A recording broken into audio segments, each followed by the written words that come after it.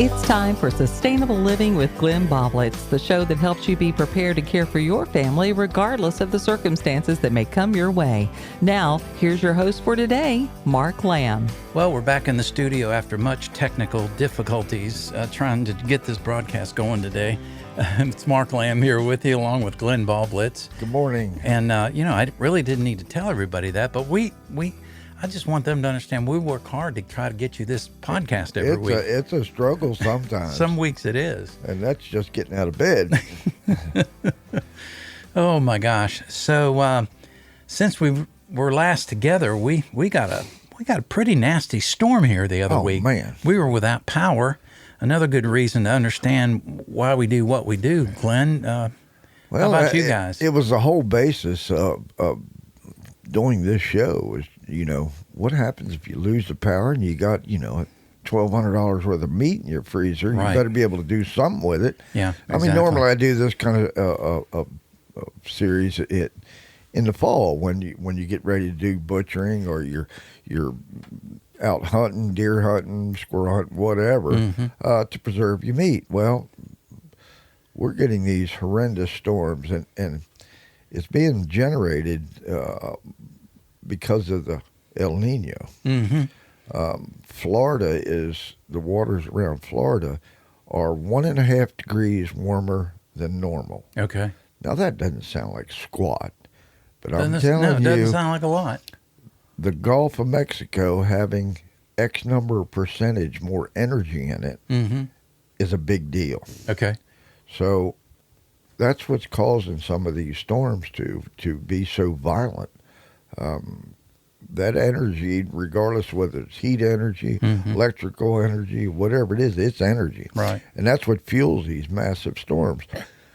Bedford got hit with, I would call it a supercell. Yeah. I mean, I've been through hurricanes, and it looked exactly the same. Yeah, that tragedy up at that East Lake Church. Yeah. That tent came down, 1,000 people. I'm just saying, folks, the storms are not going to be normal this year. You've already seen it, and we're trying to get you to a place where, what do you do when it happens? Right. And it's going to happen. Power's going to go out now. Fortunately, AEP is really good about replacing fuses that blow or lines that get snapped and that kind of thing. So what are you going to do if it goes out for more than 3-4 days and you just don't have any way to keep your meat frozen or cool? So that's what we need to talk about. You can preserve meat in several ways. We've gone through and done a series on this. You can go back and check it out. But mostly it's just, this one is going to be about the crap has just happened, and you need to do something with all this meat. You cannot eat, 300 pounds of meat. Right. That you just paid a fortune for. Right. So what do you do with it? Well, you're going to have to preserve it in some form or fashion. Now, if you're not experienced at preserving it with the salts and the preservatives and the hanging of the meats and smoking of the meats, you can it. Okay. Now, if you've never canned before, find somebody that has. Regardless of what the situation is, you're going to need jars and a canner to can this stuff. Now, you don't have to have the pressure canner with the steam flying and all that. You could do it a water bath. It just takes much longer. For instance, if you're canning pints of cubed meat in a pressure canner at 10 pounds of pressure, that's 90 minutes. And that's to make sure that the temperature goes up high enough to kill bacteria and it fully cooks the meat. So that's 90 minutes in a pressure canner. A lot of people are scared of the pressure canner, which Right. if someone has showed you the proper procedures, you should not be scared of it, but you must be vigilant with it. So I don't have a pressure canner. What do I do now? The old blue canners. Thing holds about 2.5, 3 gallons of water. You can can in that. You just have to can much longer. because it doesn't allow it to go much higher than temperatures than the temperature of the boiling water, 212. Pressure canner, because it's under pressure, will allow you to go almost up to 240. Wow. That's the difference. That's why it can be done quicker. Sure. You're not actually cooking at 240. It just brings that temperature up much higher. Eventually, the liquid and the meat inside will reach a proper temperature, and it will be above 212, and you'll be able to cook much faster. So that's what you're doing. You're actually cooking the meat, and once your jar cools down, the little lid will seal, and that meat will be good for several years. So that's what we're after. Okay. So a water bath would take you 3 hours to do the same thing that a pressure canner would do for 90 minutes. So time is of the essence. Yeah, sure. If you are thinking about getting a pressure canner, you go ahead and do it. But remember, the power's out. Okay, yeah. That is a kink in this little series right here. Right. The power's out. Yeah. I have an electric stove. Well, you can fire up the grill with charcoal. It's going to be a challenge and a half for that one because it doesn't regulate as well as your electric stove does. So you can see that there is a planning stage that needs to happen here, a preparation stage that needs to happen here. Okay.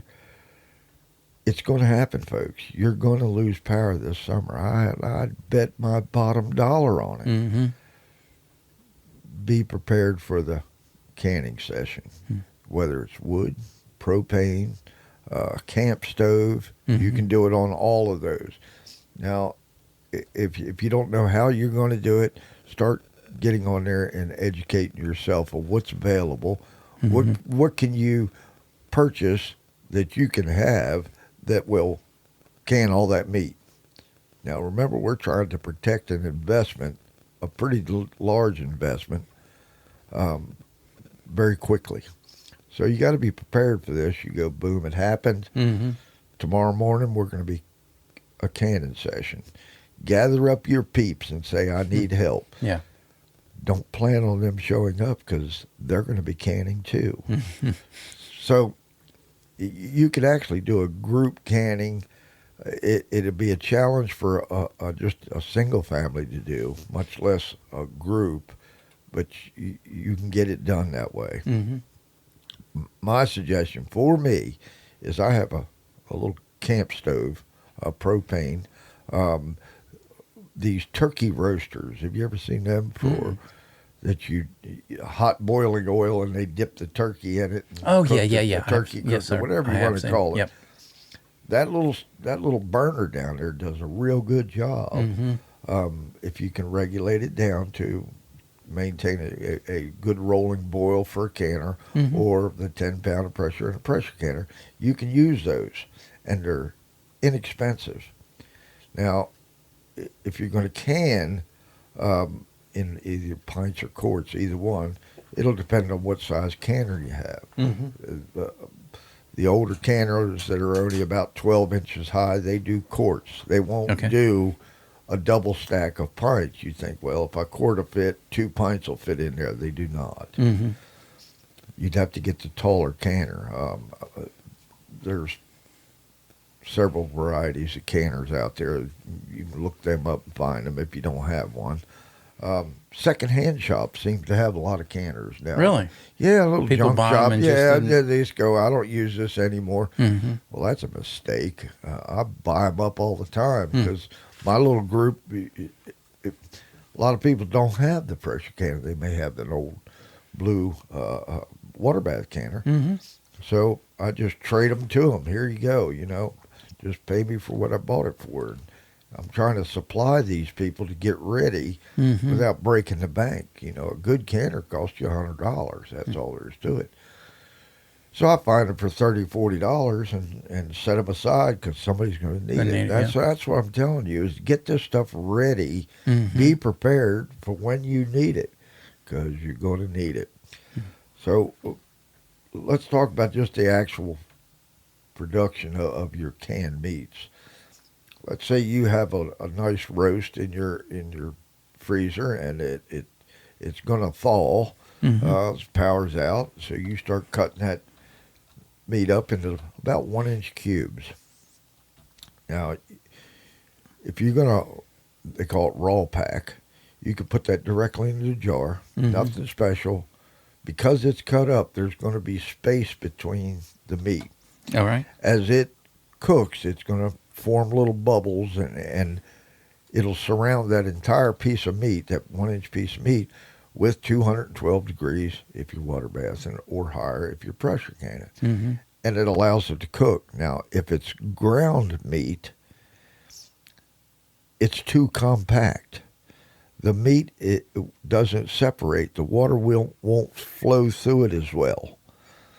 So, same way with certain vegetables, like they tell you not to can pumpkin because you can't cook evenly that paste. So, if you have ground meats, what you want to do is cook it first. You can do that over a grill on a flat griddle or Blackstone.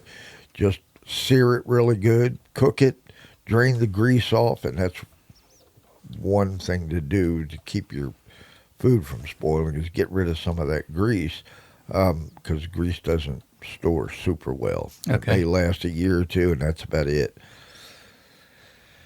So you braise your hamburger, and then you can pack it in your jar, and then it will seal and cook properly and not go to mush. Mm. We like to sear ours and try to keep it in 1 inch chunks when you're chopping it up. It's like a giant hamburger that you cut up. Mm-hmm. So when you put it in there and you go to use it, you're not putting mush into your meal. It already has nice chunks. It's a texture thing. Mm-hmm. So anything ground like that, if it doesn't have the preservatives already in it, it needs to be cooked. Okay. Now, sausage and things like that, you can actually patty those up, cook your sausage. Just make sure that you can get your sausage patty into the jar. Mm. No sense making a 4-inch sausage patty. Right, to go into when, it. When a pint jar is only Right. 2.5 inches. Unless you Exactly. want to break it in half, stick it in, and you can do that too. I don't care. You just figure out what size and pack it in there. So that's what we plan to do Okay. on some of it. All right. Now,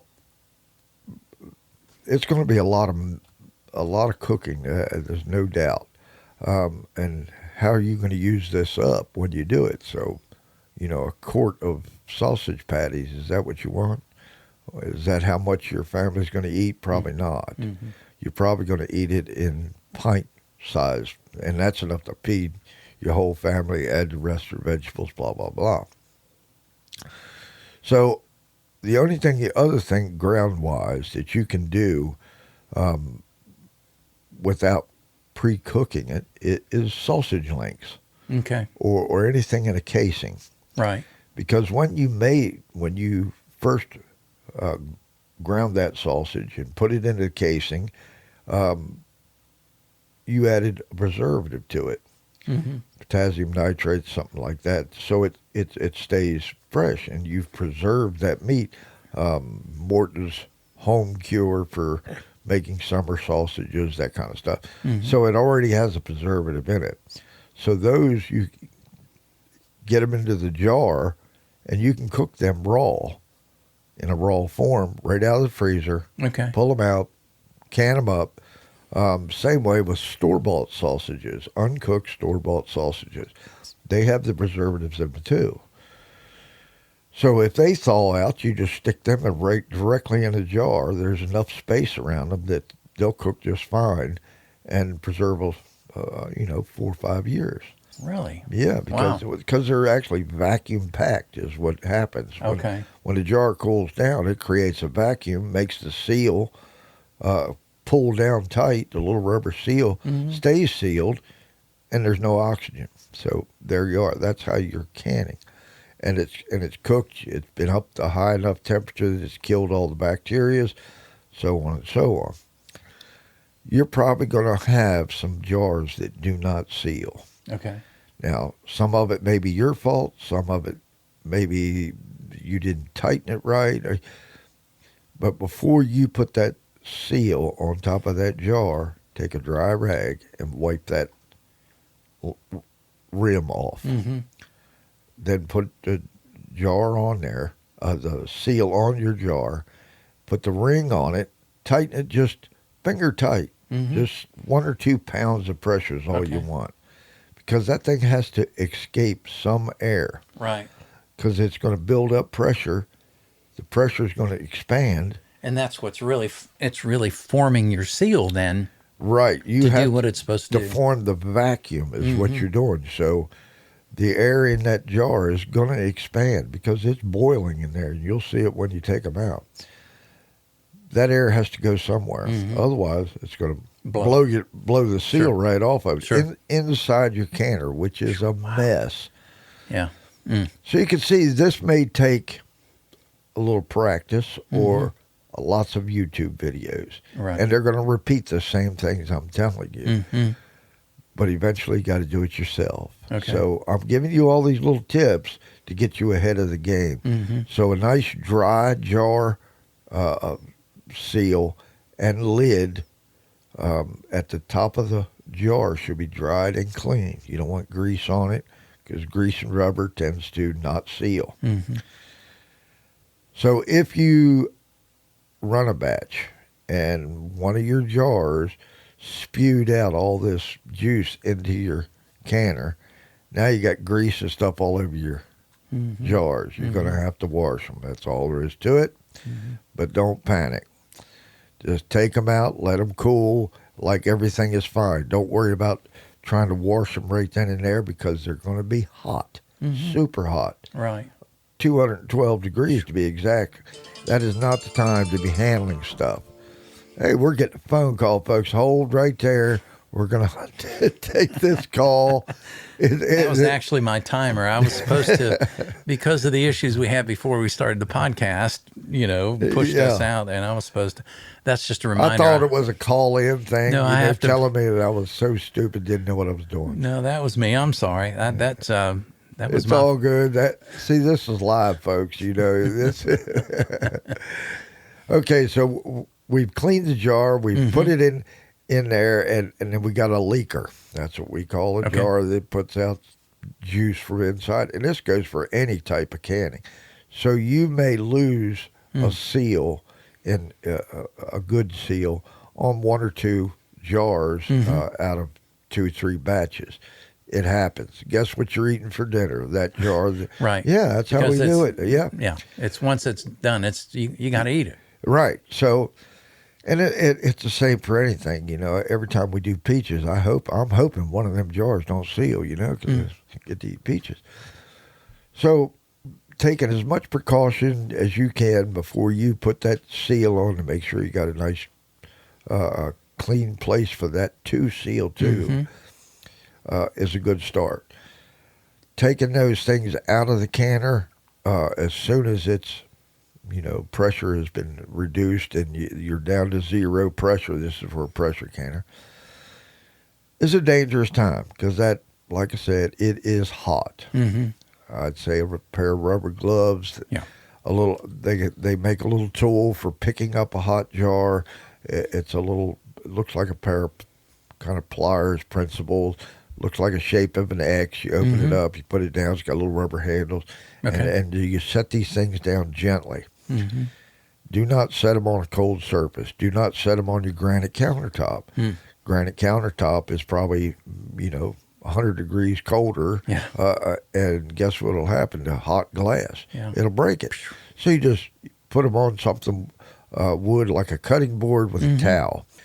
The towel is to cushion it so when you when you place the jar on the surface and you bump it a little hard, you may not crack it. So that's just smart too. So there you are. So you've unloaded your jars and they're still hot and you may still see bubbles coming out of them, coming up from the bottom. Don't panic. That's how it's supposed to do. But again, hot stuff. So, if the kids are in the house, put them on the other side of the house. You don't Yeah, want them in yeah. the kitchen Just- during the unloading process. Right. Now, you've got this jar sitting over there, and you don't want to bump them next to each other. So when you're setting them down, and I'm getting kind of picky here, but about a 1-inch gap between them. Mm-hmm. One, it allows air movement to cool these things down much faster rather than pack them in, because Okay. not everybody's got a giant kitchen. Right, sure. So keep that one airspace. It also keeps from bumping the glass together and having a catastrophe. Mm-hmm. So you've got these things, and they're going to boil there for probably the next 20 minutes. You're going to see little bubbles coming up Yeah. out of them. So now that you've got that done, you can start your next batch. Mm-hmm. So let's jump back to opening that canner. Just because the time is up, you've set your little timer, and this is how I do it, or my wife and I do it. We set a timer. As soon as the pressure hits 10 pounds, because it'll take maybe 10 minutes to get up to that pressure, as soon as you see that at 10 pounds, you start your timer. 90 minutes. And you want to maintain that. You want to watch that dial on that pressure canner. Okay. You don't want to overcook or let the pressure run away. Pressure could go up to 40, 50 pounds, and the little stopper, it's a safety stopper, will blow out of the canner. Mm-hmm. And lots of juice and water will probably hit your Come with ceiling. it, yeah. So don't be doing nothing else. You want to keep an eye on the canner. Just not glance at it once in a while. Mm-hmm. Take a break and watch that canner, because it's critical to keep it at 10 pounds. Now, once you see that you're maintaining a good, even 10 pounds of pressure, your stove is set right, you can be confident that you can look away for a second. Mm-hmm. While maybe you may be getting the next batch prepared, probably so. But don't just set it and forget it. That is not how that works. Now, they do have electric canners that are like that. You put it in, you set it, and you forget it. You come back an hour later when it's gone through a complete cycle, Mm-hmm. and it'll reduce the pressure all on its own. It cuts its power. You're not going to have that one because power's out. So you need to be able to do it manually. If you're doing it over wood or propane, some crude propane stove that usually cooks turkeys, guess what? You're going to have to watch the fire. Am I running it wide open, or am I just simmering it and keep maintaining the pressure? That's what I'm telling you, is to maintain 10 pounds. Right. If it gets too high, you cut it down. Right. If you see it going up really fast, you cut it down. Okay, so you figured out that this may be a little more technical than you're used to. Well, get with somebody and do a test run. Yeah. You can can water if you want, rather than waste food, give it a test run. Get your neighbor over there that cans all the time that does, or your aunt or your granny, Right. and say, show me how to use this pressure canner. Show me how to can using this water bath canner. Right. We're going to can water today. Mm-hmm. Who cares? Yeah. What you're doing is creating a skill that you didn't have before that you now have confidence in. Yeah. That's what I need you to do, folks. I need you to build that skill in case you need it, because you're going to need it. And that's the whole point here. You don't want to lose all that meat just because you didn't have that little simple skill. Right. So if you need help doing it, there's lots of videos out there, lots of podcasters out there, lots of groups of women podcasters that are into canning like big time. Now, my wife's favorite one is called Canning Rebels. Now, these women will can anything, and they're just down to earth country people that are canning to the best of their ability. Right. But they will can anything. And they're very humorous. They don't want to talk about nothing else but canning. So don't be stupid and say, here, look at this meme, because they will boot you out. Wow. I don't blame them. They're putting their efforts out there. Sure. And they want you to talk about canning. Yeah. Fair warning. Yeah. So get yourself a canner, one type or the other. I suggest a pressure canner because it cuts down on time. Okay. And learn how to use that thing. Because storms coming in more ways than one. So just learning that skill is smart. Can I ask you a question? Because I know sometimes during the summer and fall, you do, an event, usually at the Rurton Club here locally. Are you planning on anything that would kind of fit along these lines? Well, our group is to put on these events in the past are under pressure just like everybody else.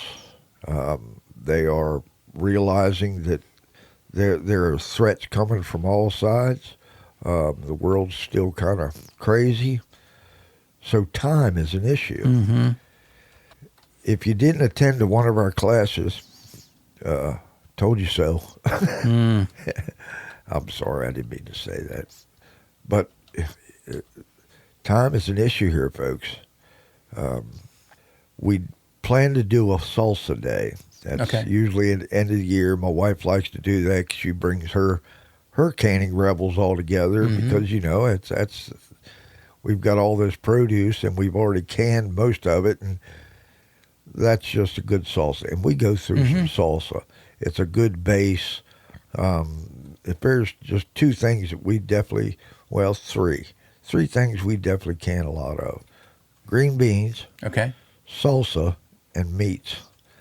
And the meats we can just because of how we process things. And I'm a deer hunter, so that's just one of the things that we do. But you can can all kinds of stuff. Last year we did a lot of meal in a jar, and that's one good thing about it. The pint jars of this meat that you're going to can, you can do a really quick meal with a jar of meat, a little bit of rice, and whatever else you got. Some people even like to season their meats while they're cooking or canning them. That's okay too. We tend not to do that just because I don't know what I'm going to use it in. Right, right. Yeah. So it's up to you how to do it. But you just need to do it safely and thoroughly. Heavy on the safely. Hot stuff. You don't want to get burnt by boiling water. Right. All right, that's about all I had. That's enough to get you started. Sure. If you have questions, give us a holler on Facebook. Sustainable Living Made Easy with Glenn Boblitz, and ask the questions. Find one of these good podcasters where you can go back to our shows also, and be confident in what you're doing. You don't want to have to be in a place of not knowing. Lots of skills you're going to need if the power goes out for an extended period of time. So, get prepared here because it's going to happen. And last Friday was a good example of how quick and it came fast and devastating. We weren't even supposed to get any rain. It was like a 30% chance of rain. Right. And we had a superstorm. Yeah, we had a deluge. And I mean, tree branches down all over the place. That's how fast. No trees in my neighborhood that I'm aware of, but tree branches everywhere, though. Yeah, that's for sure. Out 221 towards Bedford, several trees down, right across the road. I mean, and there was no emergency personnel there. Right. It was just people came out of their house with a chainsaw and cut it out of the road. Yeah. Because it happened so fast, Sure. and the traffic just backed up like crazy. Thank goodness for those kind of people. A, they had a skill. Yeah. A, B, they had the tools. C, the willingness to do it. for their community. Yes. Does that sound like a familiar tune from Glenn? Yes, it is. Yeah. All right, so get prepared, folks. We're going to be in for a couple storms this year. Yeah. Thank you, Glenn. Thank you. Join us again next week for Sustainable Living with Glenn Boblitz, helping you be prepared and not scared. This podcast drops every Friday anywhere you get your podcast.